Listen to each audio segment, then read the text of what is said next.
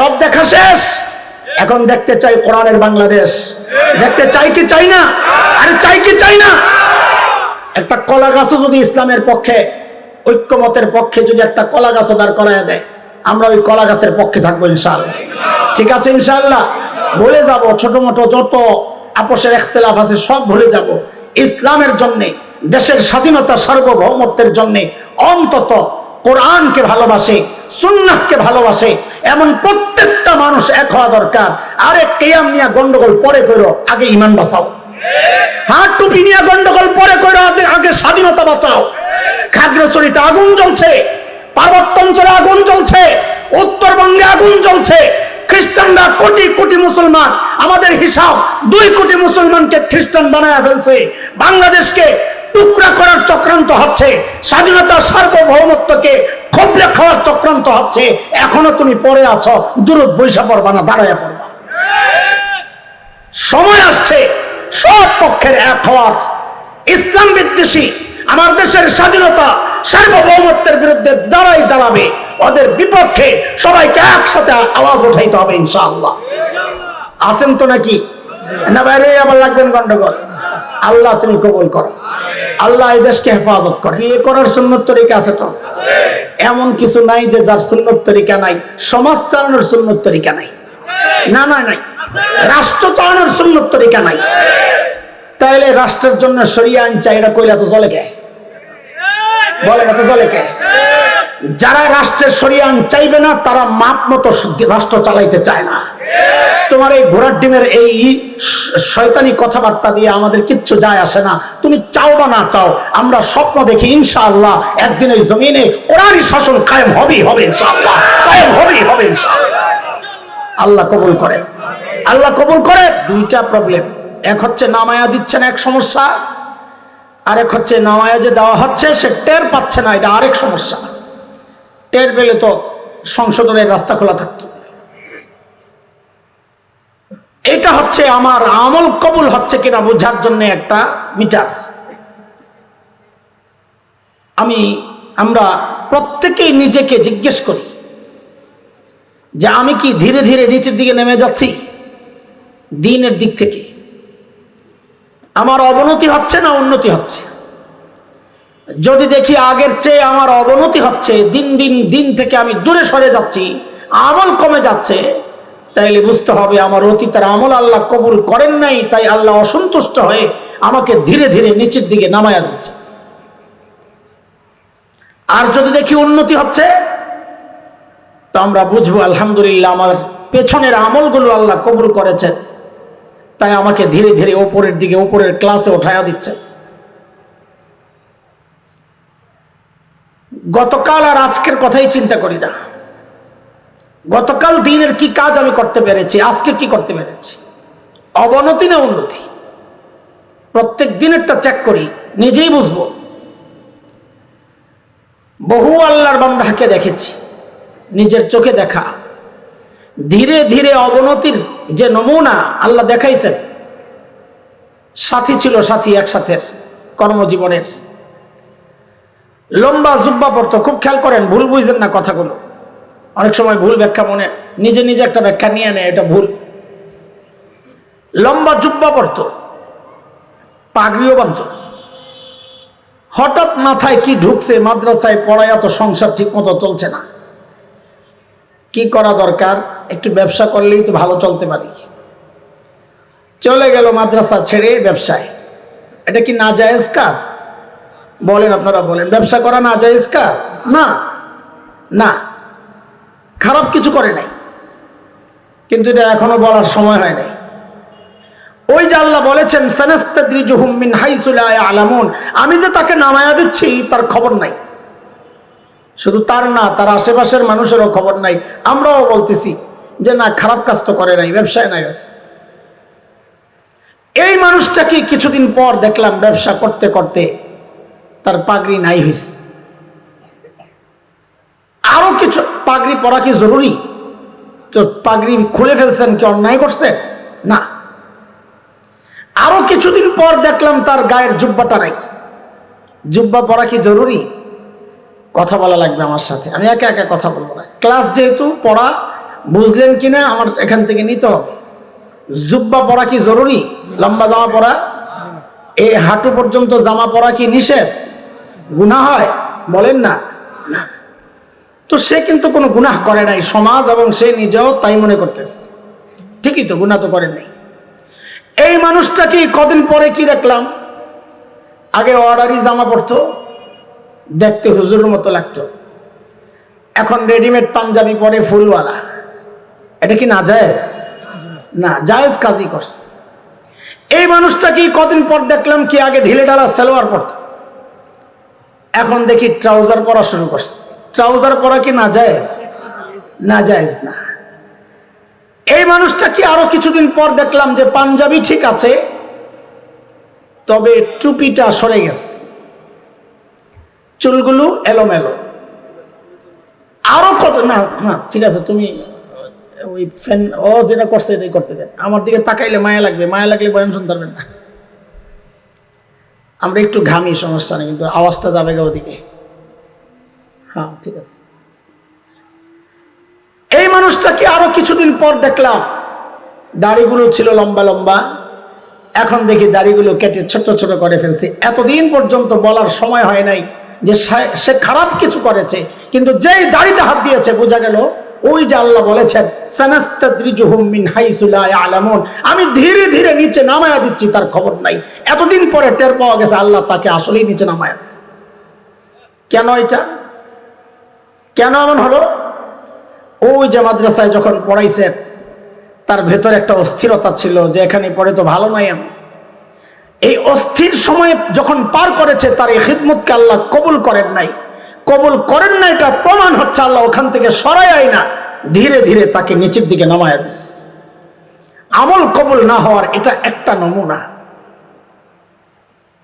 নিজের দিকে চিন্তা করি। আমরা কত দেখেছি, একসময় তাহাজ্জুদ পড়তো, দেখি তাহাজ্জুদ ছুটে গেছে।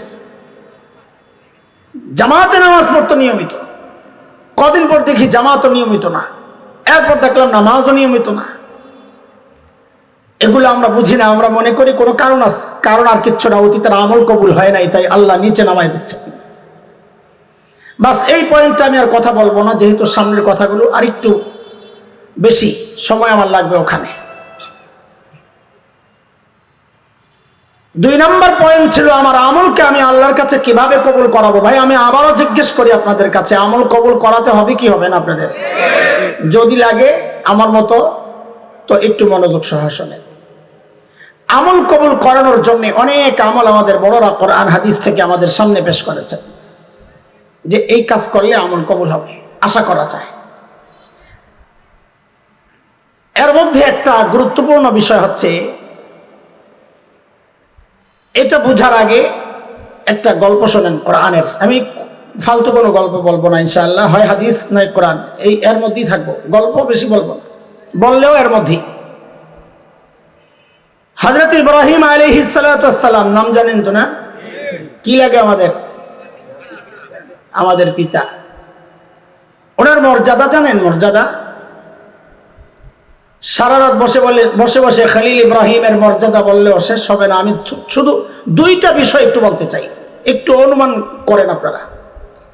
খলিল সম্পর্কে আল্লাহ বলছেন ওয়াত্তাখাযাল্লাহু ইব্রাহিমা খলিলা, আমি খলিল ইব্রাহিমকে আমার একান্ত বন্ধু হিসাবে স্বীকৃতি দিয়ে দিলাম। আল্লাহ স্বীকৃতি। নবী কি করেছেন? উম্মতে মুসলিমা কিয়ামত পর্যন্ত যে নামাজ পড়বে, ওই নামাজ শেষ করবে যখন, তখন নবী নিজের এবং নিজের পরিবারের সাথে খলিল এবং তার পরিবারকেও ঢুকাইয়া দিয়েছেন দুরূদ ইব্রাহিমের মধ্যে। খলিলের মর্যাদা এত বড় মানুষ। দেখেন সমাজে আমরা খেয়াল করলে দেখবো অনেক সময় কাজের মূল্য হয় ব্যক্তির কারণে। এই কাজ কে করছে? অমুক করছে, ও তাহলে ভালো কাজ। অনেক সময় ব্যক্তির সম্মান বাড়ে কাজের কারণে, কাজটা দামি করে ফেলছে।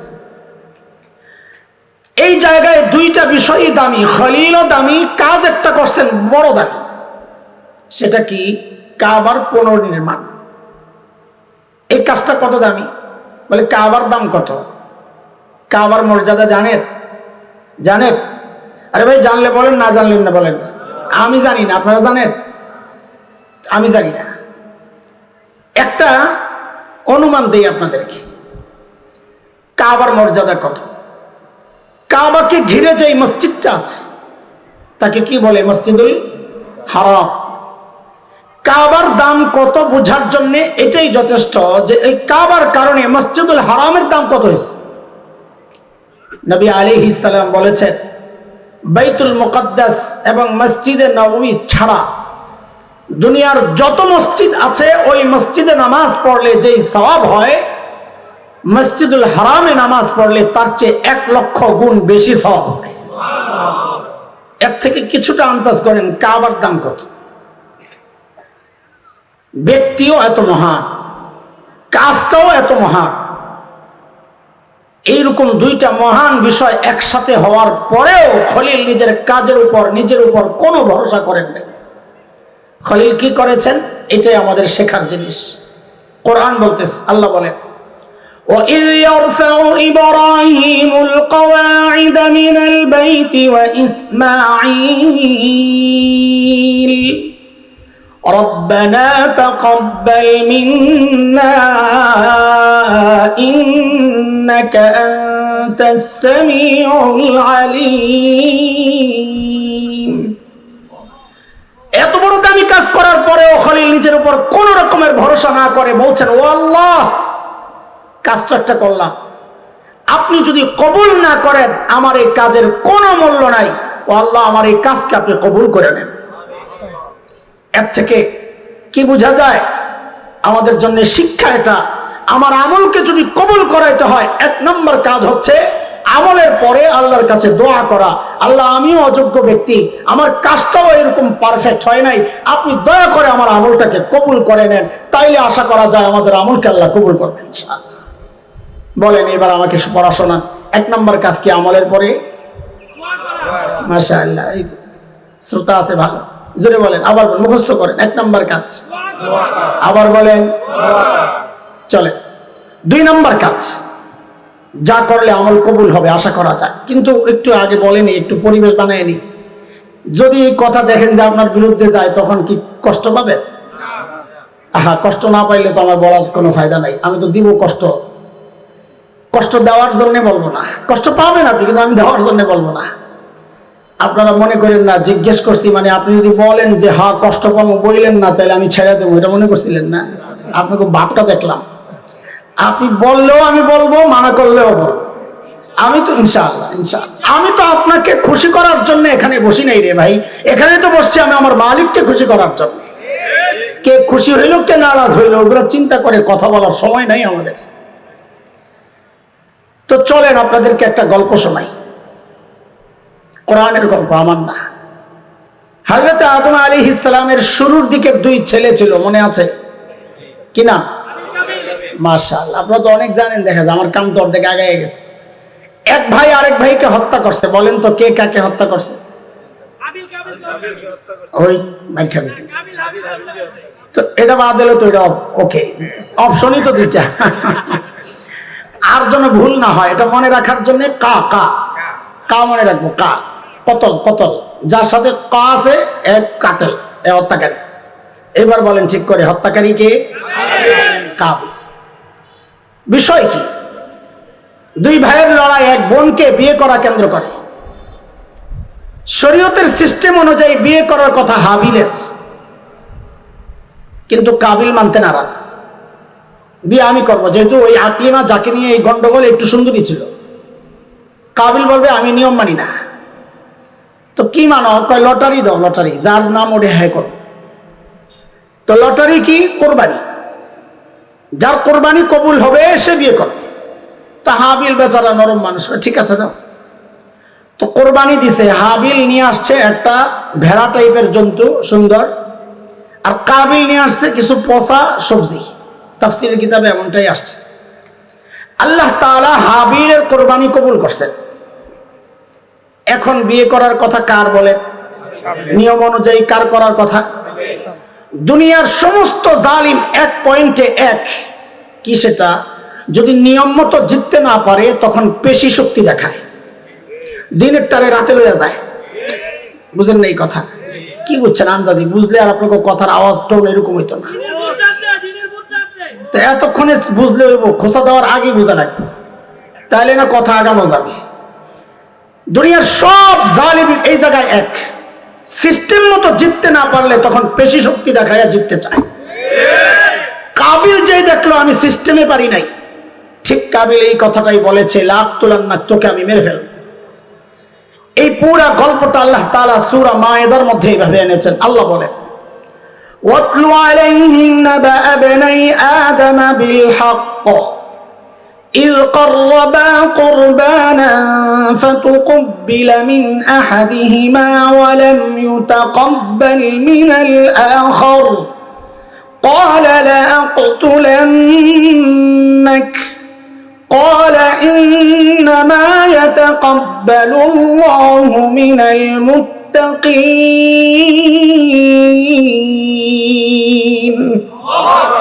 বলে তোকে মেরে ফেলবো। তা হাবিল কি বলে? হাবিল বলে, ভাই আমার দোষটা কি?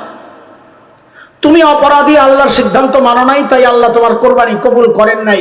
কারণ আল্লাহর একটা নিয়ম আছে, সেই নিয়মটা হাবিল শোনায়া দিছেন। সেই নিয়মটা কি? সেই মূলনীতি কি? ইন্নামা ইয়াতাকাব্বালুল্লাহু মিনাল মুত্তাকিন, আল্লাহ তাআলা শুধু মুত্তাকির আমল কবুল করে, যে গুনাহ করে আল্লাহ তার আমল কবুল করেন না।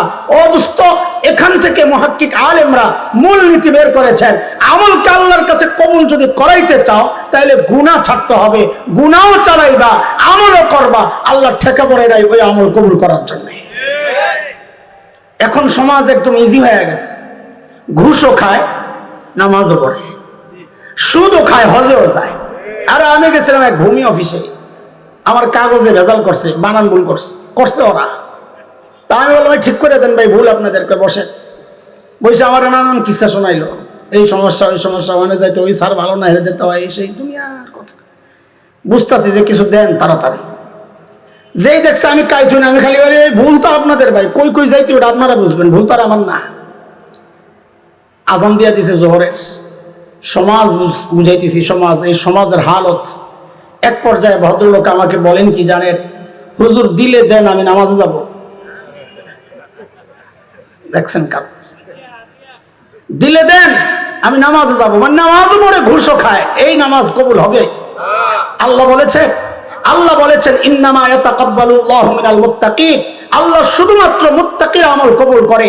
রাগ করেন না, কষ্ট নিয়েন না, আপনাদের হাতে পায়ে ধরি, আপনি দাড়িও কাটবেন, ইবাদতও করবেন, আপনি কিভাবে আশা করেন আল্লাহ আপনার আমল কবুল করবেন? আপনি বেপরদায় রাস্তায় চলবেন, আবার তাহাজ্জুদও পড়বেন, আপনি কি করে আশা করেন আল্লাহ আপনার আমল কবুল করবে?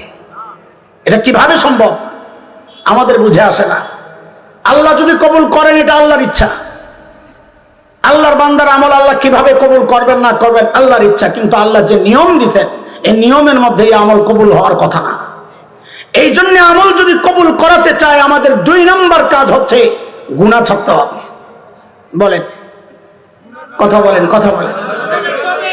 গুনাহ ছাড়লে শুধু আমল কবুল হয় তা না, গুনাহ ছাড়লে আল্লাহর ওয়াদা সূরা তালাকের মধ্যে আসছে, ومن يتق الله يعظم له اجرا, যে গুনাহ ছেড়ে দেয় আল্লাহ বলেন আমি তার আমলের দামও বাড়াইয়া দিই। এই কারণেই সাহাবীদের সাথে আমাদের আমলের এত তফাৎ। আরো অনেক কারণ আছে। সাহাবীদের আমলের মূল্য আর আমাদের আমলের মূল্য কখনো এক হতে পারে না। কেন? কারণ আমি আপনি যে মুত্তাকি, আমাদের পাশের মানুষও তো স্বীকার করে না। পিসাবদেরকে জিজ্ঞেস করেন, একজনের বউ তার কাছে মুড়ি দেয় নাই।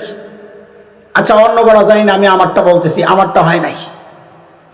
বলবে আপনি কোন মার্কা বীর জানাস? বউর কাছে জামাইয়ের কোনো মূল্য নাই। ওই গল্প শুনছি ছোটবেলায়, হুজুররা শোনাইতেন, এক পিসাব এরকম বউ লইয়া বড় বিপদে, ঘরে গেলেই বউ জ্বালায়। একদিন গেছে, বউ দিছে এক চিৎকার, আহারে আল্লাহ। পিসাব বলে কি ঘটনা কি? যেমনি আল্লাহ বললো আমি তো জ্বলে যাবো। কি সমস্যা তোমার? আজকে এক দৃশ্য দেখে আমার কলিজারা ছিঁড়ে যাচ্ছে। কি দেখছো? আজকে দেখলাম আমাদের বাড়ির সামনে দিয়ে এক পীর সাহেব উইরা যায়। আমার এই খোদায় কপালে কোন পীর মিলাইলো, এটা তো ল্যাংরায় আড়াই। তো পীর সাহেব বলে আহারে পোড়া কপাল, এতদিন মনে করছিলাম তোর দিলটা নষ্ট, এখন দেখি তোর চোখটিও নষ্ট। কেন খায় তুই ভালো করে খেয়াল করস নাই, ওই যে উইড়া গেছে পিসা ওটা তো আমি ছিলাম। এখন বউ কি বলে, এটা হলো পয়েন্ট। বউ বলে আরে তাই তো বলি ডানা একটা ভাঙ্গা কেন। বউ স্বীকার করে না জামাই মুত্তাকি। সাহাবীদের সাথে আমাদের পার্থক্যটা শোনাইতেছে। আমি আপনি মুত্তাকি, আমার পাশের মানুষ স্বীকার করে না। আর আল্লাহর নবীর সাহাবীরা মুত্তাকি, এটা আল্লাহ নিজে সাক্ষ্য দিচ্ছেন। সূরা তাহরিম 3 নম্বর আয়াত আল্লাহ বলেন, ইন্নাল্লাযীনা ইয়াগুদ্দুনা আসওয়াতাহুম ইনদা রাসূলিল্লাহ উলাইকা আল্লাযীনা ইমতাহানা আল্লাহু কুলুবাহুম লিত-তাকওয়া লাহুম মাগফিরাতুন ওয়া আজরুন আযীম।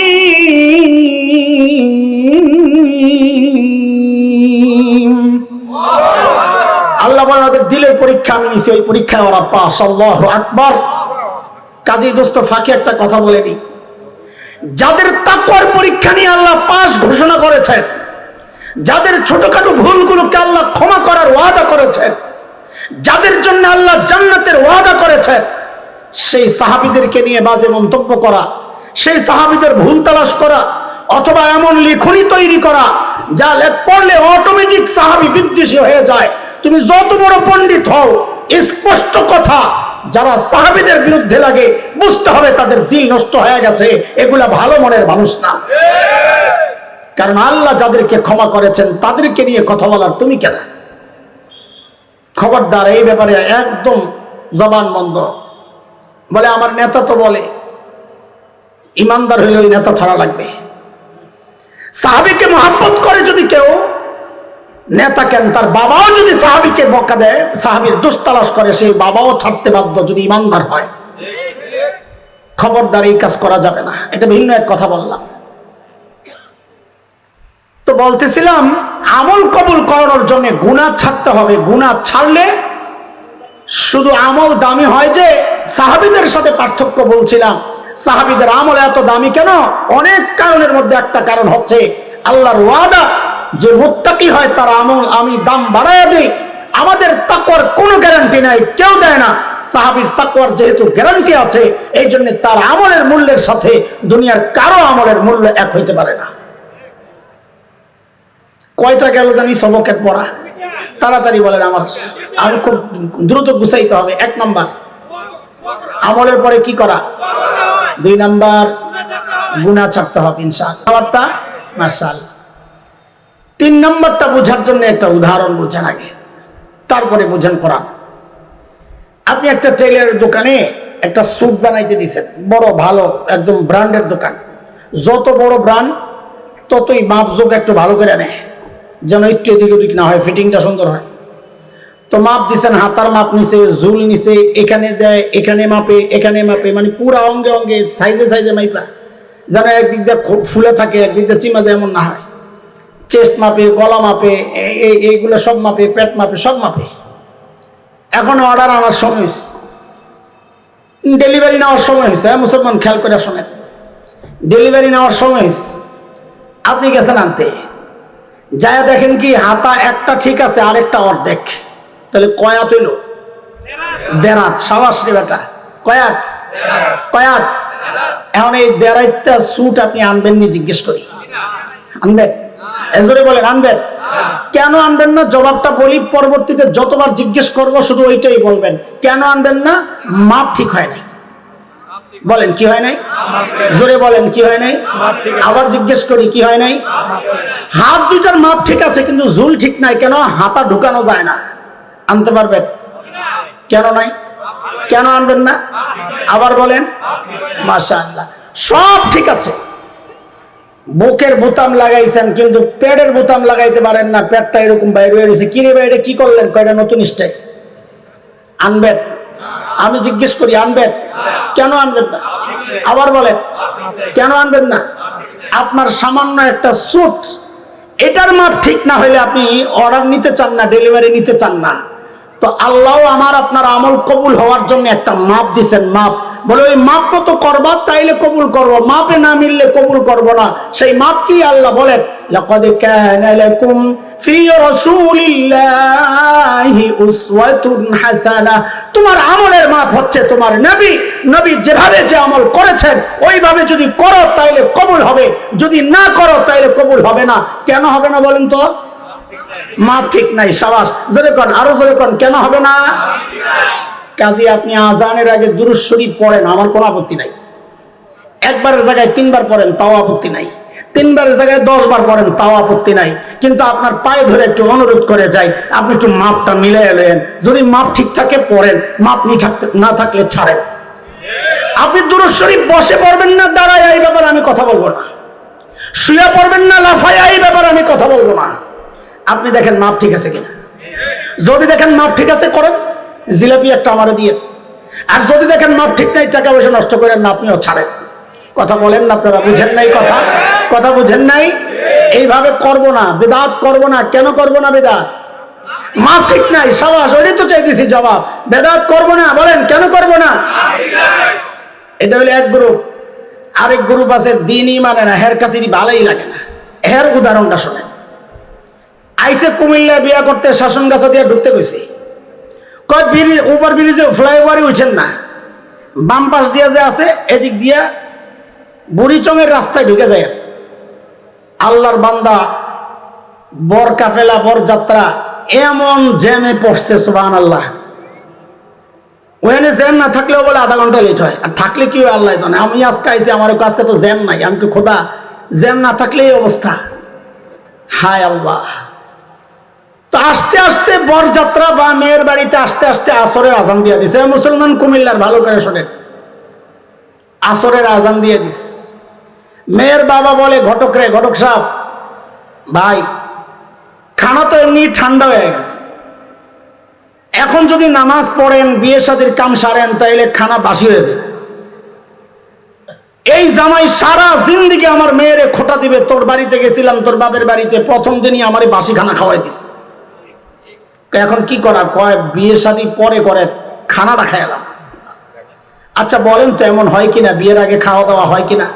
কথা বলেন, হয়? আরেকটা প্রশ্ন করি, বলেন তো মেয়ের বাড়িতে বরযাত্রার সেরা মেহমান কে? বর, জামাই কে? একজন কথা কে? যত খাবারের আয়োজন হয় সেরাটা কার সামনে দেয়? বরের সামনে। ঠিক আছে কথা? আবার বলেন, সেরা মেহমান, সেরা খাবার কার সামনে? তো দিছে বিশাল ডিশ, দেয়নি কুমিল্লা আপনার এলাকায়? আস্তা খাসি, আস্তা মুরগি, আস্তা বড় এক মাছ, চিংড়ি ফ্রাই, আরো কত রকমের কাবাব টাবাব মিলাইয়া সাজাইয়া দিস। জামাই তো বড় স্মার্ট জামাই। ঘটকে কইছে, কে বলছে? বলবেন কথা, কোন জামাই? স্মার্ট জামাই। বল, তোরা বলো, তোরা বলো, জুয়ান বল কথা ক, কোন জামাই?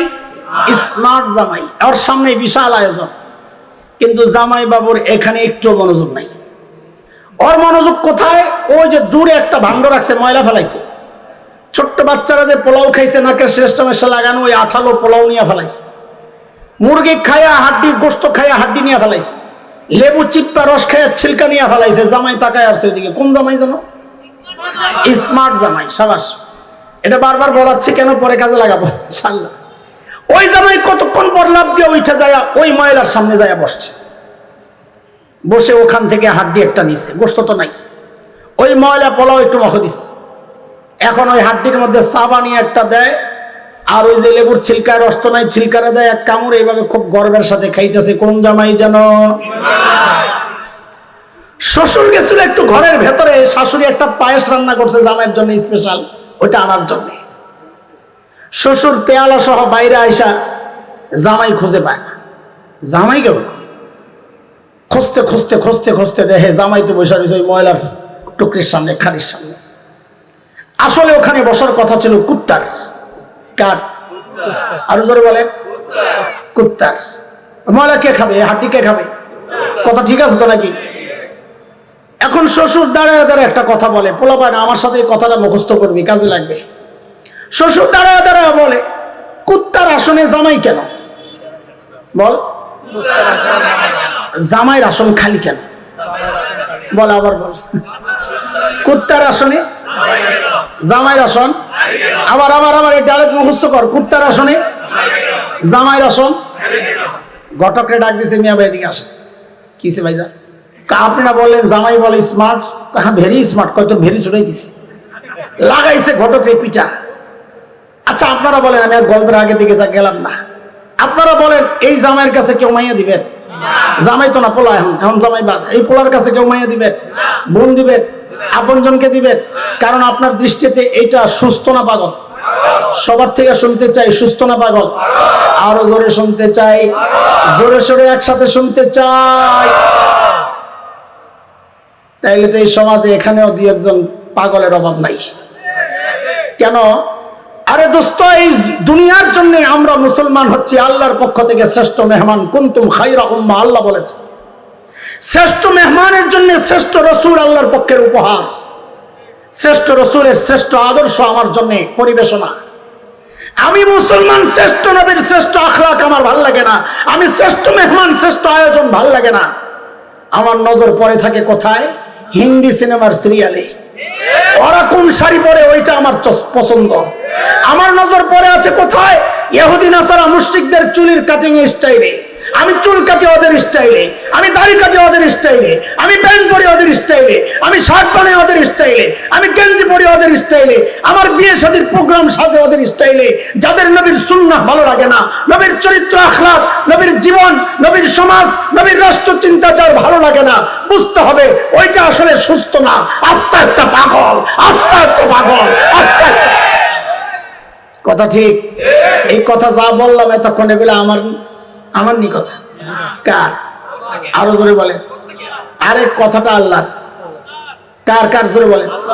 আল্লাহ কই বলেছেন শুনেন, আল্লাহ বলতেছেন, ওয়ালাকাদ যারানা লিজাহান্নামা কাসীরাম মিনাল জিন্নি ওয়াল ইনস লাহুম কুলুবুন লা ইয়াফকাহুনা বিহা ولهم أعين لا يبصرون بها ولهم آذان لا يسمعون بها أولئك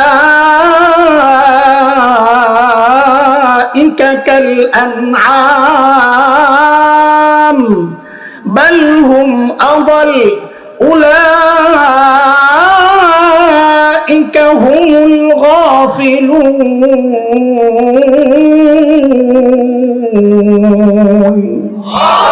আল্লাহ বলেন, বহু জিন আর মানুষ দিয়ে আমি জাহান্নাম ভরার সিদ্ধান্ত আল্লাহ। এরা কারা? ভালো করে খেয়াল। ওই জামাইয়ের কথা মনে রাখেন। কোন জামাই জানেন? স্মার্ট জামাই। একজন নাম দিয়ে লাইছে কুত্তা জামাই। এটাও খারাপ হয় না এই নামটা। আল্লাহ বলতেছেন তারা কারা? আল্লাহ বলেন, লাহুম কুলুবুন লা ইয়াফকাহুনা বিহা, ওরে আমি দিল দিছি, ও বুঝে নাই ও যে সেরা মেহমান। ওয়ালাহুম আয়ুনুন লা ইউবসিরুনা বিহা, ওরে চোখ দিছি, ও দেখে নাই, ওর জন্য সেরা আয়োজন। ওয়ালাহুম আযানুন লা ইয়াসমাউনা বিহা, ওরে কান দিছি, এই আলেমদের কথাগুলো আর কানে যায় নাই। তো আল্লাহ বলেন, উলাইকা কাল আনআম, সে চতুষ্পদ জন্তুর মতো। ওইটারে আমরা তর্জমা করছি ঘুরাইয়া, কুত্তার আসনে জামাই কেন? মনে আছে না কথা? বলেন, কুত্তার আসনে। আল্লাহ বলেন উলাইকা কাল আনআম, ওরা চতুষ্পদ জন্তুর মতো। এরপরে কথাটা বুঝার জন্য একটু বুঝেন। আচ্ছা, কোন কুত্তা যদি ওই খাবার খেত, ওই কুত্তারে কেউ পাগল বলতো? খারাপ বলতো? কেন বলতো না? কারণ কুত্তার খাবার এটা। ওই আসনকার, ওই আসনটা কার? কুত্তায় নিজের আসনে বসছে, তাকে খারাপ কেন বলবে? কিন্তু যদি জামাই বসে, সে কি? তাহলে সে কুত্তার মতো না, কুত্তার চেয়ে খারাপ। বুঝছেননি কেমনে খারাপ? কারণ কুত্তায় যদি বসতো, কুত্তায় নিজের আসনেই বসছে। জামাই তো সেরা আয়োজন বাদ দিয়ে গেছে ময়লা খাইতে। কুত্তা তো তার সে এটা বাদ দেওয়া যায় না, এর চেয়ে নিকৃষ্টটা খাইতে। তার মানে এই জামাই কুত্তার চেয়েও খারাপ। কথা বলেন। সে মনে মনে ভাবলো আমি স্মার্ট, তুমি ঘোড়ার ডিমের স্মার্ট নিয়ে। আল্লাহ উলাইকা হুমুল গাফিলুন, এর মাথা ঠিক নাই। বুঝে আসছেনি কথা? আল্লাহর কালাম বুঝে আসছেনি? এই জন্য আমলকে যদি কবুল করাইতে হয়, মাপ মতো আমল করতে হবে। মাপে যদি না হয়, মাপ মানি আমার নবীর সুন্নাহর তরিকায় যদি না হয়, ওই আমল দেখতে যত সুন্দর হোক, ওই আমলের যত চমক থাকুক, খোদার কসম ওই আমল আল্লাহ কবুল করবেন না। কেন করবেন না? জোরে চিল্লায় এখন। মাপ ঠিক নাই। সাবাস, আপনারা তো মনে মুখস্থ করছেন ভালো মতো, বলেন আলহামদুলিল্লাহ। মাপ ঠিক নাই। এখন আমল করব কিভাবে করব? মাপ ঠিক করে করবো তো ইনশাআল্লাহ। মাপ ঠিক মানে সুন্নত তরিকা। বলেন মাপ ঠিক মানে, বলেন না মাপ ঠিক মানে। কয়টা গেল তাড়াতাড়ি বলেন, আমার একটু বিদায় দেন তাড়াতাড়ি। কয়টা গেল? 1 নাম্বার সমস্ত আমলের পর কি করা। 2 নাম্বার ছাড়বো তো ইনশাআল্লাহ। 3 নাম্বার সমস্ত আমল কি তরিকায় করা? সুন্নত তরিকায় করা। হযরত মুফতি তাকি ওসমানী দামাত বরকাতুহুল আলিয়া বলেছেন, সমস্ত কাজ সুন্নত তরিকায় করার একটা সহজ পদ্ধতি আছে। সেটা কি? বলে যে কোনো কাজ করার সময় একবার শুধু চিন্তা করো, এই কাজটা আমার নবী কিভাবে করেছেন। বাস এতটুকু চিন্তা একজন মানুষকে গোটা জীবনটা সুন্নতের উপর দাঁড় করাইয়া দিবে, যে কোনো কাজ করার সময়। কারণ আমার নবীর জীবনটা এত বিশাল বিস্তৃত, এমন কোন কাজ নাই যে আপনি করতে যাবেন কিন্তু নবীর সুন্নত তরিকা পাইবেন না। এমন কোন কাজ, বৈধ কাজ দেখাইতে পারবেন না। আপনি পানি খাইতে চান, সুন্নত তরিকা আছে না নাই? আপনি জামা গায়ে দিতে যান, সুন্নত তরিকা আছে না নাই? ঘুমাইতে যান, সুন্নত তরিকা আছে না নাই? টয়লেটে যান, সুন্নত তরিকা আছে না নাই? ঘরে ঢুকার সুন্নত তরিকা আছে না নাই? আরে জুতা পরার সুন্নত তরিকা আছে না নাই? বিয়ে করার সুন্নত তরিকা আছে তো? এমন কিছু নাই যে যার সুন্নত তরিকা নাই। সমাজ চালানোর সুন্নত তরিকা নাই, না না নাই। রাষ্ট্র চালানোর সুন্নত তরিকা নাই। তাইলে রাষ্ট্রের জন্য শরিয়া আইন চাই, এটা কইলা তো চলে কে? বলেন এত চলে কে? যারা রাষ্ট্রের শরিয়া আইন চাইবে না তারা মাপ মতো রাষ্ট্র চালাইতে চায় না। তোমার এই ঘোড়ার ডিমের এই শয়তানি কথাবার্তা দিয়ে আমাদের কিচ্ছু যায় আসে না। তুমি চাও বা না চাও, আমরা স্বপ্ন দেখি ইনশাআল্লাহ একদিন এই জমিনে কোরআনী শাসন কায়েম হবেই হবে ইনশাআল্লাহ, কায়েম হবেই হবে ইনশাআল্লাহ। আল্লাহ কবুল করেন, আল্লাহ কবুল করেন। সব দেখা শেষ, এখন দেখতে চাই কোরআনের বাংলাদেশ। দেখতে চাই কি চাই না? আরে চাই কি চাই না? একটা কলা গাছও যদি ইসলামের পক্ষে, ঐক্যমতের পক্ষে যদি একটা কলা গাছও দাঁড় করায় দেয়, আমরা ওই কলা গাছের পক্ষে থাকবো ইনশাআল্লাহ। ঠিক আছে ইনশাআল্লাহ। ভুলে যাব ছোট মোটো যত আপোষের ইখতিলাফ আছে, সব ভুলে যাব। ইসলামের জন্য, দেশের স্বাধীনতা সার্বভৌমত্বের জন্য অন্তত কোরআনকে ভালোবাসে, সুন্নাহকে ভালোবাসে এমন প্রত্যেকটা মানুষ এক হওয়া দরকার।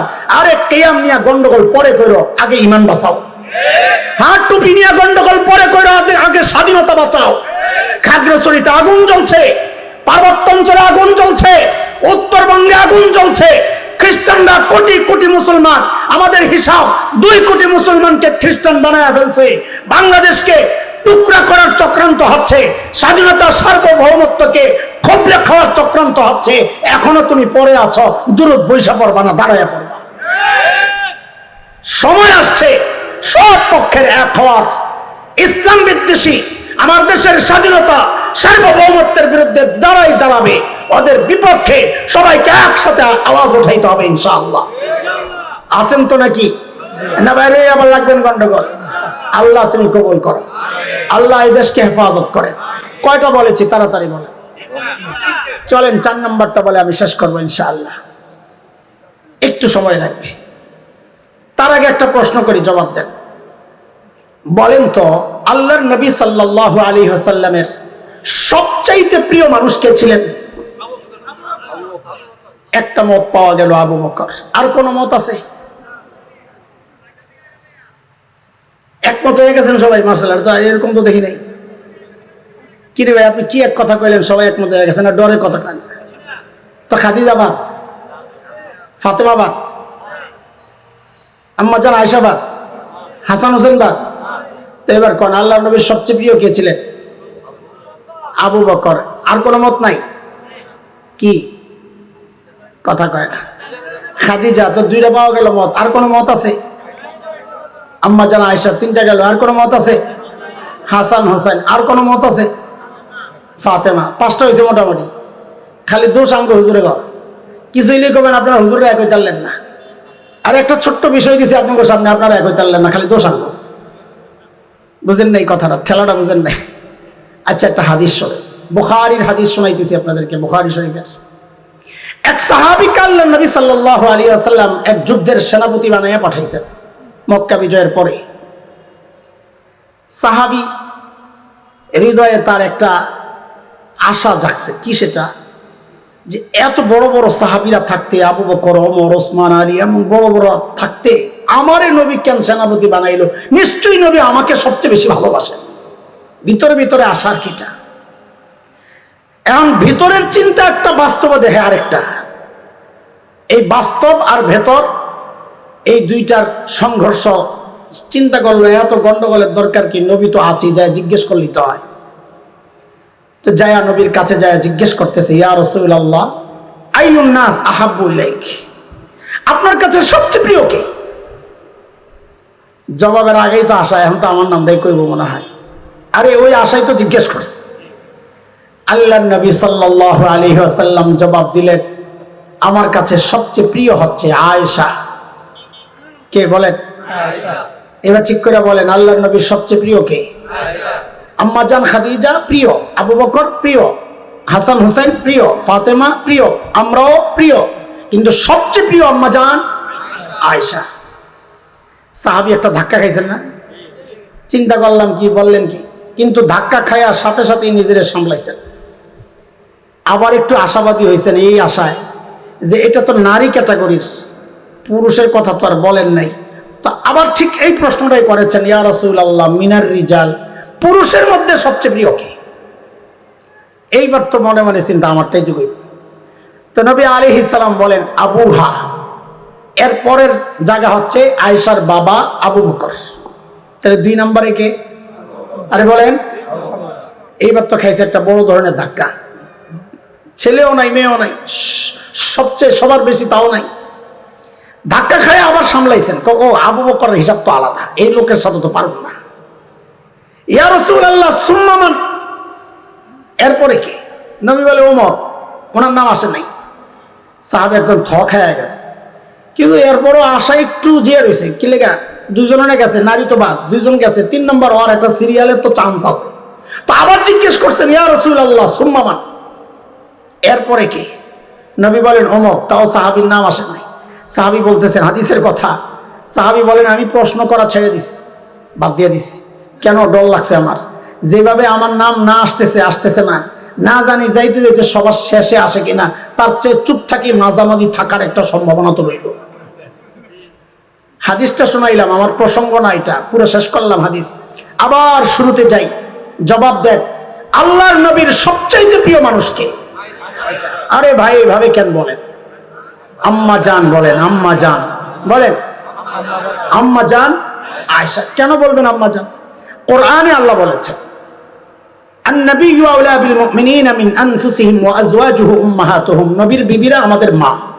কাজে যতবার আপনি আম্মা জান বলবেন, কোরআনের একটা বাক্যের উপর আপনার আমল হইতেছে। এটা জানতেন আম্মা জান না তো, কোরআনের বক্তব্য আম্মা জান এটা। কাজেরা বললেই আপনি কোরআনের একটা আয়াতের একটা অংশের উপর আপনি আমল করতেছেন। তো বলে ঠিক করে আল্লাহর নবীর সবচেয়ে প্রিয় কে? এটা হচ্ছে আম্মা জানের দুনিয়ার মর্যাদা, দুনিয়ায় মর্যাদা আল্লাহর নবীর সবচেয়ে প্রিয়। মুসলমান একটু মনোযোগ, শেষ মুহূর্তের। আসমানের উপরের মর্যাদা মানে আল্লাহর কাছের মর্যাদা, তো একটু শুনেন। এক যুদ্ধ ছিল গজওয়াতুল মুরাইসি বলে, আরেক নাম হচ্ছে বনুল মুস্তালিক। ওই যুদ্ধ থেকে ফেরার সময় এক জায়গায় তাবু গাড়া হয়েছে রাত যাপনের জন্য। নবী আলাইহিস সালামের একটা সিস্টেম ছিল, যুদ্ধে কোন একজন স্ত্রীকে সাথে রাখতেন। ওই যুদ্ধে ছিলেন আম্মা জান আয়েশা রাদিয়াল্লাহু তাআলা আনহা। শেষ রাতে নবী একজন ঘোষককে হুকুম করলেন, যাও ঘোষণা দাও, আমরা এখনই সফর শুরু করব, নামাজ পড়ে যার যার জরুরত সারি আসতে বল। আম্মা জান বলেন আমিও গেলাম জরুরত সারার জন্য একটু দূরে। সব শেষ করে যখন আসলাম, আমার যে পালকি ছিল ওইখানে যখন আসলাম, আসার পর বুকে হাত দিয়ে দেখি আমার যে একটা হার ছিল ওই হারটা নাই, পড়ে গেছে। আম্মা জান বলেন আমি ওই হারটা তালাশ করতে গেলাম। অন্ধকার, মোবাইলের তো আর লাইট নাই, টর্চ লাইটও নাই, হাতড়াইছেন খালি আন্দাজে, পান না। খুঁজতে খুঁজতে খুঁজতে খুঁজতে লম্বা টাইম আম্মা জান সেখানে। এদিক দিয়ে নবী আলাইহিস সালাতু ওয়াস সালাম কাফেলা নিয়ে আগায় গেছেন। আগায় গেলেন যে আম্মাজান যে এই পালকিটা, যেই পালকিটা আম্মাজানের জন্য, এটা সিস্টেম, এটাকে হাওয়াদাজ বলে আরবিতে, এটাকে পালকির মতো করে ওটের মধ্যে বসানোর ব্যবস্থা, 4 জন ধরে উঠাইয়া দেয়, ওটার মধ্যে বসে থাকে মেয়েরা। আম্মাজান বলেন আমি যে নাই ওরা কেউ টের পায় নাই, কেন আমি গরমে ছিলাম হালকা, 4 জন উঠাইছে তো টের পায় নাই, মনে করছে আছে ভিতরে, অন্ধকার একটু পর্দাও দেওয়া। কিন্তু একটা সূক্ষ্ম কথা আপনাদেরকে এখানে জিজ্ঞেস করি, নবী যে চলে গেলেন আম্মাজানকে রেখে, এই অন্ধকার রজনী, এই একা একা নির্জন জায়গায় নবী যে রেখে গেলেন, নবী জানতেন কিনা যে আম্মাজান পালকির ভেতরে নাই? বলেন তো। আমার বক্তব্য আর কি, নবী জানতেন না। আপনাদেরটাও শুনতে চাই, নবী জানতেন না? জানতেন না। আমি এইভাবে বললে আমি আগাবো না, জোরে শুনতে চাই। সন্দেহ থাকলে আপনারটা আপনি বলেন যে না জানতেন, আর যদি বলেন না জানতেন না, তো বলেন নবী জানতেন না? জানতেন না। কে কে বিশ্বাস করেন নবী জানতেন না? আমিও করি। সবাই বিশ্বাস করে নবী জানতেন না? হ্যাঁ হ্যাঁ, জানতেন না। যদি বলি জানতেন, সমস্যাটা কি? সমস্যাটা হচ্ছে আমি আপনি আমাদের স্ত্রীকে একা নির্জনে একা একা এভাবে রেখে যাবো, রাত যাবো? তাহলে আপনি কি মনে করেন আমাদের নবী কি আমার চেয়ে অনেক দায়িত্বহীন স্বামী না? নবীর চেয়ে আমি দায়িত্বশীল স্বামী। হ্যাঁ, নাউজুবিল্লাহ। আমার নবীর এমন কোন জায়গা নেই যে জায়গা আমি নবী শ্রেষ্ঠ না। তুমি যদি শ্রেষ্ঠ দাদা হতে চাও, নানা হতে চাও, নবীকে ফলো করো। শ্রেষ্ঠ বাবা হতে চাও, নবীকে ফলো করো। শ্রেষ্ঠ শ্বশুর হতে চাও, নবীকে ফলো করো। শ্রেষ্ঠ ইমাম হতে চাও, নবীকে ফলো করো। শ্রেষ্ঠ সমাজসেবক হতে চাও, নবীকে ফলো করো। শ্রেষ্ঠ সেনাপতি হতে চাও, নবীকে ফলো করো। আর শ্রেষ্ঠ রাষ্ট্রনায়ক হতে চাও, নবীকে ফলো করো। রাষ্ট্রনায়ক নবীকে। কেন? প্রত্যেকটা সেক্টরে আমার নবী মানব ইতিহাসের সর্বশ্রেষ্ঠ মানুষ। কথা ঠিক কিনা বলে? কাজে স্বামী হিসাবেও আমার নবী, বলেন স্বামী হিসাবেও আমার নবী শ্রেষ্ঠ, সর্বশ্রেষ্ঠ, খালি শ্রেষ্ঠ না, বলে ঠিক করে বলে। স্বামী হিসাবে আমার নবী সর্বশ্রেষ্ঠ স্বামী। সেই সর্বশ্রেষ্ঠ স্বামী এমন তার স্ত্রীকে একা নির্জনে রেখে যেতে পারেন? তার মানে নবী কি করতেন না? তো নবী জানতেন না, তাইলে তো কথা ওইটাই আসে, আমার নবী গায়েব জানতেন না। কথা বলেন না? এখন অনেকে বলবো এইভাবে আইনা দললে জানলে তো আগে কইতাম না। থাক, এই খোসা আমি দেওয়ার জন্য বলি নাই, খালি বুঝেন আপনারা। নবী যদি গায়েব জানতেন তো নবী আম্মাজানকে রেখে যেতেন না। কোরআন থেকে আপনি যদি জানতে চান যান, কোরআনের অভাব নাই। সূরা আরাফ আয়াত 188, 188, 9 নম্বর পারা তালাশ করে দেখেন, স্পষ্ট বলা আছে। নবী বলেন আমি যদি গায়েব জানতাম আমি এত বিপদে পড়ি নাকি? তারপর আর কি বোঝা যায় নবী গায়েব জানতেন? থাক, ওই আলোচনা বলার জন্য বসি না। এটা আরো লম্বা বুঝাইয়া বললে বুঝবেন, এইভাবে হুটহাট বললে অনেকের বিভ্রান্ত হবে, দরকার নাই। আম্মাজান যখন ফেরত আসছেন, এসে দেখেন কাফেলা নাই। আম্মাজান বলেন আমি এখানে বসলাম, কোথাও যাই না। এটাই নিয়ম, বিচ্ছিন্ন হয়ে গেলে জায়গা না ছাড়া। কারণ আমি যদি জায়গা ছেড়ে দেই, আমাকে যে তালাশ করতে আসবে সে এসে না পাইয়া সে আবার আরেক জায়গায় যাবে। আমি আবার এখানে আসবো, সে যাবে। আমি আবার আরেক জায়গায় যাবো, সে এখানে আসবে। এই জন্য এখানেই বসে থাকা, বিচ্ছিন্ন যেখান থেকে হয়েছি ওখানেই লোক খুঁজতে আসবে সবার আগে।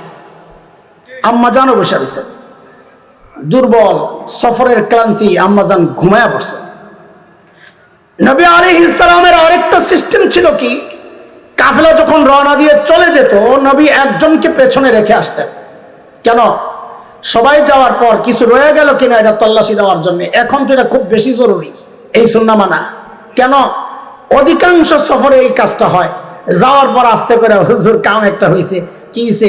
চার্জারটা ফালাই আইছি। এখন শুধু কি ফালাইয়া যায়? হ্যাঁ, চার্জার ফালাই আসে। আল্লাহর নবীর এই সুন্নত যদি কেউ পালন করে, তার আর চার্জার থাকবে না ইনশাআল্লাহ। সুন্নতের বরকত নিয়ে চার্জার হারানো থেকে বেঁচে যাবে। যেই সাহাবীকে রেখে আসছেন নবী, ওই সাহাবী আয়েশা আম্মাজানকে দেখে চিনে ফেলছেন। দেখেন মুহাদ্দিসরা এই ব্যাখ্যাও দিয়েছেন, কেমনে চিনলেন? বলে পর্দার আয়াত হুকুম আসার আগে সাহাবী আম্মাজানকে দেখছেন, ওই জন্যই চিনছেন। সাহাবী শুধু এতটুকুই বলেছেন, ইন্না লিল্লাহি ওয়া ইন্না ইলাইহি রাজিউন, আর কিচ্ছু বলেন নাই। আম্মাজানও বলেছেন, সাহাবীও বলেছেন। সাহাবী তার বাহনকে বসালেন, আম্মাজানকে ওঠালেন, নিজে হেঁটে হেঁটে আম্মাজানকে নিয়ে আগায় গেলেন নবীর কাফেলাকে ধরার জন্য। বেলা অনেক দূর হয়ে গেছে। নবী মদিনায় ঢুকার আগে আরেক জায়গায় অবস্থান করেছেন, ওখানে যায় পড়ছেন, কাফেলার সাথে মিলিত হয়েছে। এই দিক দিয়ে মুনাফিকরা খবর ছড়াইয়া দিছে বাজারে। কি সেটা? আম্মাজান নাই। যখন জানা গেল যে আম্মাজান নাই, খবর ছড়াইয়া দিছে কি, যে সাহাবীকে নবী পেছনে রেখে আসছেন, নাউজুবিল্লাহ নাউজুবিল্লাহ নাউজুবিল্লাহ, ওই সাহাবীর সাথে আম্মাজানের অবৈধ সম্পর্ক আছে, সেই জন্য আম্মাজান রয়ে গেছে। অবুঝ কিছু মুসলমানও জড়িয়ে গেছে এই আওয়াজের সাথে। কবি হাসান ইবনে সাবিত একজন, সাইয়েদনা আবু বকরের সম্পর্কের এক ভাগিনা মিস্তাহ, তিনি একজন, নবী আলাইহিস সালামের এক সেলিকা হযরতে যায়েনব বিনতে জাহাশ, যায়েনব বিনতে জাহাশ তো আমাদের আম্মা জান, ওনার বোন হামনাহ বিনতে জাহাশ, এরকম কিছু দুর্বল মুসলমানও জড়িয়ে গেছে।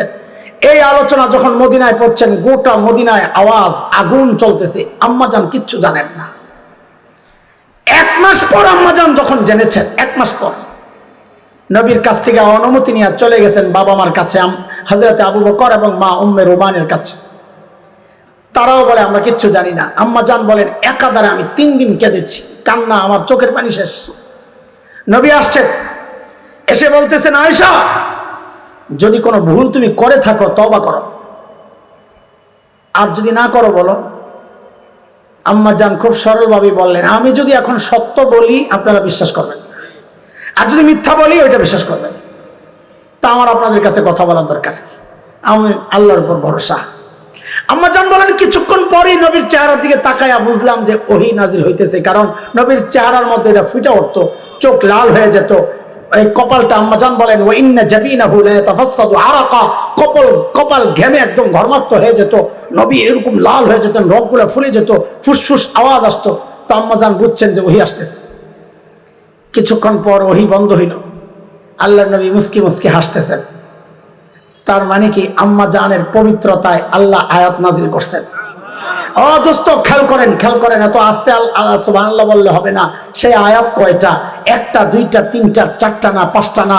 আম্মাজানের পবিত্রতায় সূরা নূর পড়বেন, সূরা নূর, আম্মাজানের পবিত্রতায় আল্লাহ সুবহানাহু ওয়া তাআলা 10টা আয়াত নাজিল করছেন। আসমানের মর্যাদা শোনাইতেছি, এর মধ্যে একটা আয়াত তো বড় কঠিন লাগে আমার কাছে। সাহাবীদেরকে আল্লাহ তাআলা রীতিমতো শাসাইতেছেন, ধমকাইতেছেন এক আয়াত। কি সেটা? আল্লাহ বলেন ফালাউলা ইয সামি'তুমুহু কুলতুম মা ইয়াকুনু লানা আন নাতাকাল্লামা বিহাযা সুবহানাক হাযা বুহতানুন আযীম। আল্লাহ সাহাবীদেরকে বলছেন, আরে তোমরা এই কথা শোনার পর চুপচাপ কেন বললা না? কেন এই কথা বললা না? এই বিষয়ে আমাদের কথা বলা উচিত না। আল্লাহ পবিত্র, আল্লাহর নবী পবিত্র, নবীর স্ত্রী পবিত্র। যেই কথাগুলো হচ্ছে হাযা বুহতানুন আযীম, এটা ভয়ঙ্কর অপবাদ। এই কথাগুলো তোমরা কেন বললা না? আল্লাহ কাদেরকে শাসাইতেছেন? জান্নাতি সাহাবীদেরকে শাসাইতেছেন, জান্নাতের সুসংবাদ পাওয়া সাহাবীদেরকে শাসাইতেছেন। কেন? একজন পবিত্র মা আম্মা জানের পবিত্রতায় আল্লাহ তাআলা আম্মা জানের পক্ষ নিয়ে 10টা আয়াত নাযিল করেছে। আম্মা জানের মর্যাদা, শুধু আম্মা জানের মর্যাদাই যদি বসে বসে বলি না, রাত তো শেষ হবে, আরো কয়দিন লাগবে। আমার এটা বলা উদ্দেশ্য না, একটু হিংস দিলাম কেন, সামনের কথাটা একটু হৃদয়ে গাঁথার জন্য। এত বড় ব্যক্তিত্ব যিনি আল্লাহর নবীর সবচেয়ে প্রিয়, এত বড় ব্যক্তিত্ব যার সম্পর্কে আল্লাহ 10টা আয়াত নাযিল করেছেন পবিত্রতায়, সেই আম্মা জান একদিন রাতের নামাজে দাঁড়ানো। ও মুসলমান, খেয়াল করেন, আমার মায়েরা খেয়াল করেন, আম্মা জান নামাজে দাঁড়াইছেন। কোন নামাজ? রাতের নামাজ, বুঝেননি? তাহাজ্জুদে দাঁড়াইছেন। আয়াত একটা চলে আসছে তিলাওয়াত করতে করতে, সেটা কি? ওয়াবাদালাহুম মিনাল্লাহি মা লাম ইয়াকুনু ইয়াহতাসিবুন। এই আয়াত পড়তেছেন, আম্মা জান কান্না শুরু করছেন। আয়াত শেষ করতে পারেন না, অর্ধেক জায়গা কান্না করতে করতে, ফুফায়া ফুফায়া কান্না করতে করতে আবার শুরু করেন, আবার তেলাওয়াত করেন, আবার কান্না করেন, আবার শুরু করেন, আবার কান্না করেন। এমন করতে করতে তাহাজ্জুদের ওয়াক্ত শেষ হয় প্রায়। আম্মা জান আয়াতও শেষ করতে পারেন না, কান্নাও থামে না। মুহতারাম হাজরিন, কি ছিল এই আয়াতে যে আম্মা জান এইভাবে কান্না করতেছেন? কি আছে? আয়াতটা বড় কঠিন আমাদের জন্য, আম্মা জানের জন্য না। আম্মা জান কেঁদেছেন, বড় মানুষ, তাই কান্না করার দরকার আমাদের। আল্লাহ বলছেন ওয়াবাদালাহুম মিনাল্লাহ হাসরের মাঠে বান্দার এমন পরিচয় প্রকাশ পেয়ে যাবে কারো কারো মা লাম ইয়াকুনু ইয়াহতাসিবুন, যার কল্পনা সে দুনিয়ায় করে নাই। আম্মা জান কান্না করছেন এই ভেবে, আহারে দুনিয়ায় তো আমার পরিচয় আমি নবীর স্ত্রী, দুনিয়ায় তো আমার পরিচয় আমি আবু বকরের কন্যা, আয় যদি হাসরের মাঠে দাঁড়ায় দেখি আমার পরিচয় পাল্টায় গেছে, আমি অপরাধীদের সাথে দাঁড়ায় আছি, আমার তখন কি হবে? ওই চিন্তায় আম্মা জান কাঁদতেছে। আরে কান্না তো করার কথা ছিল আমার মতো জালিমের, আম্মার তো কান্নার কোনো দরকার নাই, আম্মা তো জান্নাতের সুসংবাদ পাওয়া মানুষ, আল্লাহর এত প্রিয় মানুষ, নবীর এত সবচেয়ে প্রিয় মানুষ। কান্না করতেছেন আম্মা জান অস্থির, আহারে যদি আমার পরিচয় পাল্টায় যায়। মাঝে মধ্যে আয়াতগুলো যেহেতু সামনে আসে, মাঝে মধ্যে তিলাওয়াতের সময় মাঝে মধ্যে কলিজা মোচড় দেয় বিশেষ কিছু আয়াত। এর মধ্যে এই যে আয়াতটা, এই আয়াতের সাথে সম্পর্কীয় আরেকটা আয়াত ওয়াকিফুহুম ইন্নাহুম মাসউলুন, এই আয়াতটা যখন পড়ি কলিজাটা একদম চূর্ণ বিচূর্ণ হয়ে যায়। হায়, এই ডাক যদি আল্লাহ আমাকে দিয়ে দেন, ওয়াকিফুহুম, আল্লাহর সামনে দিয়ে যখন মানুষ যাবে কারো কারো সম্পর্কে আল্লাহ বলবেন ওয়াকিফুহুম ইন্নাহুম মাসউলুন, এটাকে থামা, এটাকে আটকা, এটাকে জিজ্ঞেস করা লাগবে, জিজ্ঞেস করা ছাড়া এটাকে আগাইতে দেওয়া যাবে না। ডাক দিয়া যদি আটকায়া দেয়, ও দোস্ত আটকায়া দিয়া যদি আমল নামা খোলে তো বাচ্চাটার কোনো উপায় নেই, ময়লা বের হয়ে যাবে, দুর্গন্ধ বের হয়ে যাবে, তখন আরেকটা হুকুম জারি হবে, সেটা আরো ভয়ঙ্কর। কি সেটা? আল্লাহ তখন বলবে ওয়ামতাজুল ইয়াওমা আইয়ুহাল মুজরিমুন, হেরে অপরাধী তুই আলাদা হয়ে যা, আমার নেককার বান্দাদের সাথে তোর যাওয়া চলবে না, আমার নেককার বান্দাদের গন্তব্য জান্নাতে, তুই জাহান্নামের দিকে যা। দুনিয়ায় নিশ্চিন্তায় বসে আছি যে আমি তো যা করছি আল্লাহ তাআলা জান্নাত আমারে অনেকগুলা দিবেন। আরে দোস্ত, যদি কবুল না হয় এই আমলের কোনো দাম নাই, আমাদের কোনো পেরেশানি নাই। অথচ আম্মা জান কেঁদেছেন, কান্না করার কথা ছিল হাসান জামিলের মতো জালিমের, অথচ আমি হাসতেছি। কোন ভরসায়, কোন ভরসায় জিজ্ঞেস করি, যুবক জিজ্ঞেস করি, কোন ভরসায় এমন নিশ্চিন্ত জীবন যাপন করছে? বাবা চুলদারি পাইকা সাদা, এখনো গুনাহ ছাড়তে পারেন না, কখন ডাক চলে আস, ভাবতেছেন না সুস্থ আছি, ডাক আবার কি? আরে কে জানে, কে জানে এই মজলিসও এমন কেউ থাকতে পারে যার খবর নাই, সে বসে আছে এখানে কিন্তু তার কাফনের কাপড়টা চলে আসছে দোকানে, যে কোনো মুহূর্তে বাড়ির দিকে রওনা দিতে পারে, যে কোনো মুহূর্তে মালাকুল মউত কাট করে ধরে রোগটা টান দিয়ে বের করে ফেলতে পারে। কখনকার ডাক চলে আস। বলছিলাম আমল কবুল করানোর জন্য চতুর্থ যে আমলটা, সেটা হচ্ছে সব সময় নিজের আমলের উপর ভরসা না করে সব সময় একটা অস্থিরতা নিজের মধ্যে রাখতে হবে যে হায় আমার কি হবে। প্রত্যেক সাহাবীর মধ্যে এটা ছিল। আরে ওমরের মতো ব্যক্তিত্ব, যার বাড়িটাও নবী জান্নাতে দেখে আসছে, সেই ওমর মৃত্যুর সময় গাল জমিনের সাথে ঘষেন, মাটির সাথে ঘষেন আর কান্না করেন আর বলেন ওয়াইলুল লাকা ইয়া ওমর ইন লাম ইয়াগফির লাকা রাব্বুক, ওমর তোমার রব যদি তোমারে ক্ষমা না করে, ওমর তোমার জন্য ভয়ঙ্কর বিপদ অপেক্ষা করতেছে। ওমরের জন্য ভয়ঙ্কর বিপদ অপেক্ষা করে, আর আমাদের জন্য মনে হচ্ছে জান্নাত অপেক্ষা করতেছে না। হ্যাঁ বাবা, হজ করেছেন তাই না, ভাবতেছেন জান্নাত। আরে দুনিয়ায় তো আপনার পরিচয় আপনি হাজি। মা লাম ইয়াকুনু ইয়াহতাসিবুন, কে জানে হাসরের মাঠে উঠলে না দেখতে হয় আপনি দাঁড়ায় আছেন সাথে পাজিদের। কে জানে, কে জানে। এই জন্য আমলকে যদি কবুল করাতে চায় সব সময় হৃদয়ে ওই ব্যথা, ওই অস্থিরতা হৃদয়ে ধারণ করতে হবে যে আমার আমল যদি কবুল না হয় আমার কি হবে। বলেন, এদিকে তাকান, শেষ করতেছি। আমলকে কবুল করাতে চাই কি চাই না? কে কে চাই দেখি হাত উঠায় দেখাই। আল্লাহু আকবার, জোরে একটা তাকবীর দেন। না আমি আর কোনো বরকত দিতে পারবো না, আমার বরকতের সময় নেই। আপনি আগে কেন বললেন, এখন আসতেন বরকত। কয়টা আমল শিখেছি বলেন? 1 নাম্বার আমলের পর কি করা, 2 নাম্বার গুনাহ ছাড়া, 3 নাম্বার সুন্নত তরিকায় করা, সমস্ত আমল সুন্নত তরিকায় করা, 4 নাম্বার হৃদয়ে অস্থিরতা লালন করা। তাইলে এগুলো করলেই যে আমল কবুল হবে বিষয়টা এমন নামাজান করছেন না, এটা আমরা আশা করব যে এইভাবে করলে আল্লাহ আমল কবুল করবেন। আল্লাহ চাইলে যেভাবে ইচ্ছা এইভাবেই কবুল করতে পারেন, কিন্তু যেহেতু কোরআন বলে এইভাবে কথা, তো আমরা এইভাবে চলতে থাকি না, আল্লাহর চাওয়া মতো আমরা আমল করতে থাকি না। আল্লাহ চাইলে এইভাবে আমাদেরকে ইনশাআল্লাহ আমাদের আমলগুলো কবুল করে আমাদেরকে জান্নাত দিয়ে দিবেন ইনশাআল্লাহ তাআলা। আল্লাহ তাআলা আমাদেরকে যথাযথভাবে যেভাবে পড়লে যেভাবে করলে আমল কবুল হবে, আমলগুলো সেইভাবেই করার তৌফিক দান করেন, আমিন। আমার অত্যন্ত স্নেহের ও বলে ওস্তাদ, আমি বলি না, মানুষ তো এগুলা নিয়ে আবার বলে যে ভাবদাই নাকি, না না ভাবটাব না, আমাদের সাগরেদ মোহাব্বত করি, সে এখনো ওই ওস্তাদের মতো ইজ্জত করে। পোলাবেন তো বড় হইলে আর লেঞ্জা সিটটাকে লেগে আর চিনে না কেউ, তো এইরকম না। আলহামদুলিল্লাহ অনেক ছাত্ররা আছেন, আলহামদুলিল্লাহ এরা আমাদের সামনে এখনো ছাত্রের মতোই বসে। এটা আমরা দোয়া করি তাদের জন্য, আল্লাহ তাআলা ইখলাসের সাথে এই ময়দানে কাজ করার তৌফিক দান করেন, আমিন।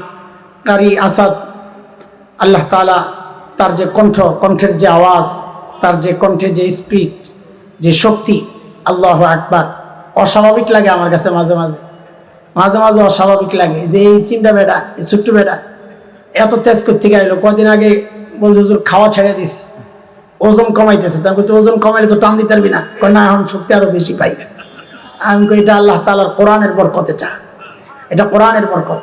আল্লাহ তাআলা আমাদের কোরআনের এই পাখিগুলোকে ময়দানে কবুল করো, এটা আমরা চাই, কিন্তু ব্যক্তি জীবনও আল্লাহ তাআলা তাদের আল্লাহ ওয়ালা হিসাবে আল্লাহ তাদেরকে কবুল করেন, আমিন। আল্লাহ তাআলা মুত্তাকি, পরহেজগার, জাহেদ বানায়া দেন, রব্বানি আলেম হিসাবে কবুল করেন। একদম জীবনের শুরুর দিকে যখন মাত্র বয়ান শুরু করছে, খালি তেলাওয়াত করত, তো বলছি যে ভাইরে যাই হোক, আল্লাহ তাআলা একটা সম্পদ দিছে, এটারে কাজে লাগাও, ভালো করে বড়দের কিতাব মোতালা করো, আকাবির আসলাফের কিতাব মোতালা করো, ওইভাবে আকাবিররা যেভাবে বলেছেন ওইভাবে বলো। মানুষের ভাল না লাগলেও দিলে কাজ করো। অনেক সময় কান ভাল লাগে না, ওর হুজুর বয়ান কি একটা টান টুন দেয় না, কিচ্ছু না, গজল টজল গাইলো না, আজান দিল না, অনেক আছে এরকম, কিন্তু ওই রকম বয়ানগুলা দিল পর্যন্ত পৌঁছে। কান ভাল লাগে যে বয়ান, ওই বয়ান এক কান দিয়া ঢুইকা আরেক কান দিয়া বাইর হয়। যেই বয়ান দিল থেকে আসে ওই বয়ান কান দিয়া ঢুইকা দিল পর্যন্ত যায়। আমাদের বুজুর্গদের এই ভাঙ্গা ভাঙ্গা কথা, কোনো সুর নাই, টান নাই, বুঝি না অর্ধেক কথা, অথচ ওই কথাগুলো শুনতেছে মানুষ কানতেছে। কিরে ভাই কথা তো বুঝলি না, তো কান্দেন কেন? জানি না কেন যেন দিল এরকম তোলপাড় শুরু হয়ে গেছে।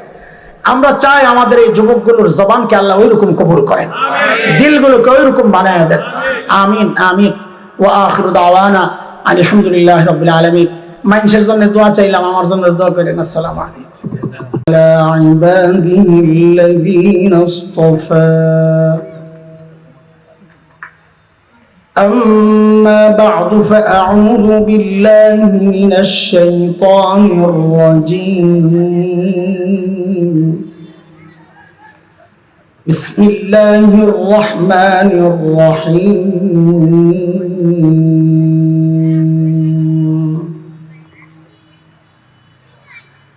وإذ يرفع إبراهيم القواعد من البيت وإسماعيل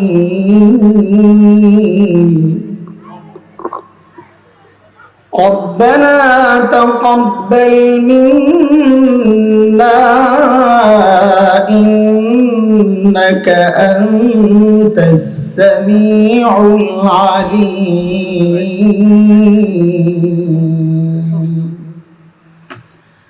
آمنت بالله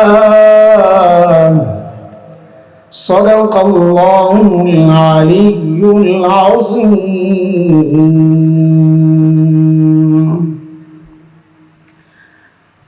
আড়াইগড়া মাদারীনগর মাদ্রাসার আজকের এই ইসলাহি মাহফিলের মুহতারাম সভাপতি, উপস্থিত হযরত উলামায়ে কেরাম, মুরব্বিয়ানে আযম, দূর দূরান্ত থেকে আগত ইসলাম প্রিয় সুধী সমাজ, প্রিয় ছাত্র ভাইয়েরা, যুবক বন্ধুরা, পর্দার আড়ের মা ও বোন, আল্লাহ সুবহানাহু ওয়া তাআলার অশেষ করুণা দয়া, যে মহান মালিক লাখো কোটি মানুষ থেকে বাছাই করে দিন এই মাহফিলে আমাকে আপনাকে আসার বসার, কিছু কথা বলা ও শোনার তৌফিক দান করেছেন। সেজন্য মহান রবের শুকরিয়া আদায় করি, জবান খুলে প্রাণ খুলে। কালিমাতুশ শুকর উচ্চারণ করি আলহামদুলিল্লাহ।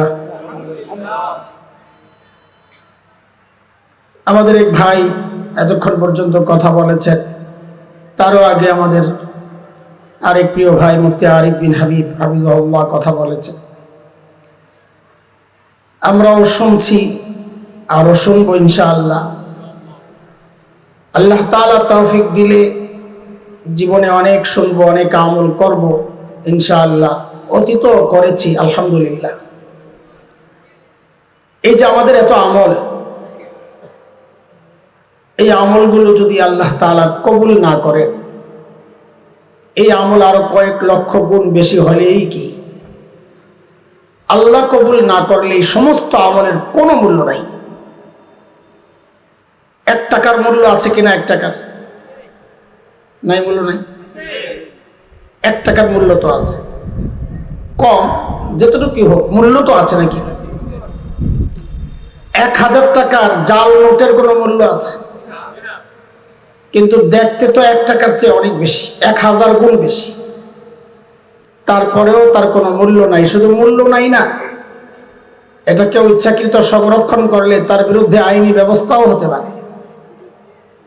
জাল, এটা কিচ্ছু নাই। আমাদের আমল যত বেশি হোক না কেন, যদি আল্লাহ কবুল না করে, তা আমাদের এই আমলগুলো এই জাল টাকার মতো, আর কোনো মূল্য নেই।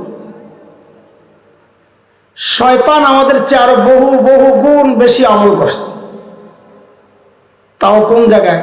কুমিল্লায় না, আসমানের উপরে। আমাদের মতো ফাসিক ফুজ্জারের সাথে না, ফেরেশতাদের সাথে। এত আমলের পরেও আল্লাহ তাআলার একটা নির্দেশ মানে নাই, তো আল্লাহও পাল্টা নির্দেশ দিয়েছেন। ক্বাল ফাখরুজ মিনহা ফাইন্নাকা রাজিম, তুই বের হয়ে যা, তুই অভিশপ্ত। সব আমল বাতিল হয়ে গেছে। আজকে সময়টা আসলে ছোট, আমি মাগরিবের পর বয়ান করতে চাচ্ছিলাম, কিন্তু আমার ভাই হাবিবুল্লাহ মিসবাহ বলে একটু এসার পরে, অল্প সময় হইলো, এসার পরে হলে ভালো হয়। ঠিক আছে, প্রোগ্রাম একটু দূরেই আছে, মোটামুটি যা করবো ইনশাআল্লাহ। অল্প সময়ের মধ্যে আমরা একটা সবক নিতে চেষ্টা করবো আজকে। এলোমেলো কোনো কথা না, কাটায় কাটায় কিছু কথা,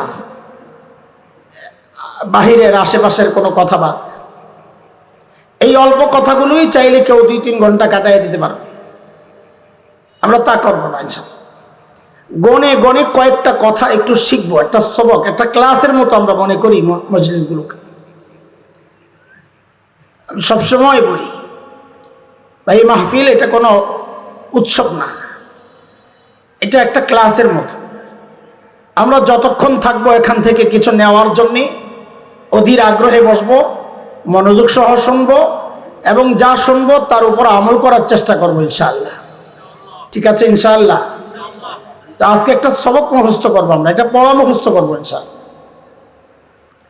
সেটা হচ্ছে এই যে বললাম, আল্লাহ যদি আমল কবুল না করেন তাহলে সব বাদ। এখন আমার আমল কবুল হচ্ছে কি হচ্ছে না আমি বুঝবো কেমনি? এই এক পয়েন্টে আজকে কথা হবে, এটা অল্প সময় ইনশাআল্লাহ। দ্বিতীয় হচ্ছে, আমার আমল কবুল করাবো কেমনি? কবুল করাতে চাই কিনা আগে বলেন? চাই তো ইনশাআল্লাহ, আমিও চাই। তাহলে পয়েন্ট কয়টা আজকে? 2টা। এক হচ্ছে আমার আমল কবুল হচ্ছে কিনা আমি বুঝবো কেমনি, আরেক হচ্ছে আমার আমলকে কবুল করাবো কেমনি। এই অল্প সময়ের মধ্যে ছোট্ট করে আমরা এই কয়টা কথা একটু আপনাদের সামনে বলতে চাই। উদ্দেশ্য আমার নিজের হেদায়েত। আমি মনে করি এটা যেখানে যারা আছে সবচেয়ে বেশি দরকার এই কথাগুলো আমার। আমি আমাকে উদ্দেশ্য করেই বলবো ইনশাআল্লাহ। এখন আমার মতো কেউ থাকলে যেন তার উপকার হয়, এইভাবেই বলার চেষ্টা করবো ইনশাআল্লাহ। এই জন্য কেউ রাগ না করা যে আমাকে এভাবে বললো না, আপনাকে বলি নাই, আমি আমাকেই বলতেছি। আমার আমল কবুল হচ্ছে কিনা এটা বোঝার জন্য আমাদের বড়রা কুরআন আল কারীমের একটা আয়াতকে আমাদের এটা বোঝার জন্য মানদণ্ড বানাইছে, যে এই আয়াত নিজের মধ্যে ফিট করো, ফিট করে দেখো, নিজেই বুঝবা আমল কবুল হচ্ছে কি হচ্ছে না। সে আয়াতটা হচ্ছে রব্বে কারীম বলেন, সানাস্তাদরিজুহুম মিন হাইসু লা ইয়ালামুন।